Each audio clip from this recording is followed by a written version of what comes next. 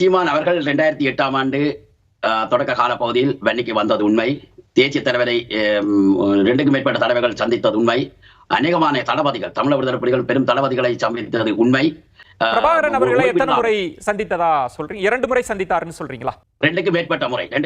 ஏனென்றால் தலைவரை சந்திக்கின்ற பொழுது நாங்கள் அதில் சம்பந்தப்படவில்லை. ஆனால் தலைவரிடம் செல்லுகின்ற பொழுது நாங்கள் அவர் அழைத்துக் கொண்டு செல்லுகின்ற போது ஒரு சந்தர்ப்பத்தில் நான் நின்றேன். 2க்கு மேற்பட்ட முறை அப்படின்னா இப்ப எல்லாரும் சொல்வது ஒரே ஒரு முறை சந்தித்தார், அது 8 to 10 நிமிடம் வரைக்கும் இருக்கும் அப்படின்றதுதான் இங்க இருக்கிற பலருமே சொல்வது. ஆனா நீங்க தான் சொல்றீங்க 2க்கும் மேற்பட்ட முறை அப்படின்னா அதுக்கு நீங்க விட்னஸ் பண்ணிருக்கீங்க. எத்தனை முறை சந்தித்தாரோ அதுக்கு நீங்க அப்போ சாட்சியா இருந்திருக்கீங்களா?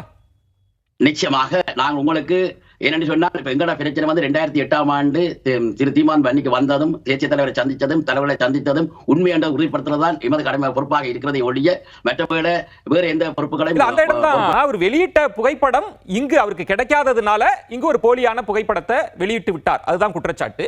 அப்புறம் 8 to 10 நிமிஷம் தான், அதற்கு பிறகு சந்திக்க வாய்ப்பு இல்லை. இது 2வது பார்வை. 3வது, திரு சீமான் அவர்கள் இங்க நிரம்ப சம்பவங்களை குறிப்பிடுறார்.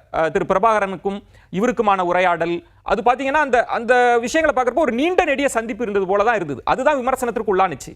நீங்க அதெல்லாம் ஏற்றுக்கொள்கிறீர்களா? இப்ப சீமான் அவர்கள் சொல்வதெல்லாம் உண்மைன்னு சொல்ல வரீங்க? எஸ், ஏன்னு சொன்னால் நான் புகைப்படங்களை பார்த்தேன்.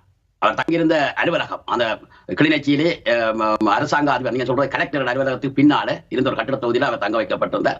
அங்கு கொண்டு வரப்பட்ட புகைப்படங்களை நான் பார்வையிட்டேன். அந்த அடிப்படையில் சொல்லுகின்றேன், அதை பார்த்திருக்கின்றேன். அதே பிரபாகரன் அவர்களும் சீமான் அவர்களும் சந்தித்த புகைப்படங்களை பார்த்திருக்கிறீங்க?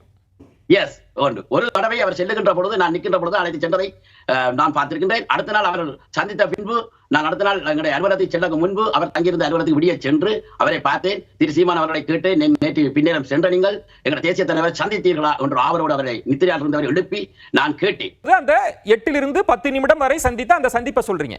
அதற்கப்புறம் 2 to 3க்கு மேற்பட்ட சந்திப்புன்னு எப்படி சொல்றீங்க? தெளிவாக அதை சொல்லுகிறேன். 8 to 10 நிமிடம் அல்ல, அது பல மணி நேர கணக்கானது. ஏனென்று சொன்னால் அதை உறுதிப்படுத்துகின்ற அந்த சந்திப்பில் இருந்த போராளி இங்கு இருக்கின்ற இந்த நாட்டில் இருக்கிற வேண்டுமென்றால் அவருடைய நேர்காணலை நீங்கள் பெற்றுக் கொள்ளலாம். அவர் தெளிவாக சொல்லியிருக்கிறார், கிட்டத்தட்ட 3-4 மத்தியானத்துக்கு மேல அந்த சந்திப்பு நடந்தது என்று.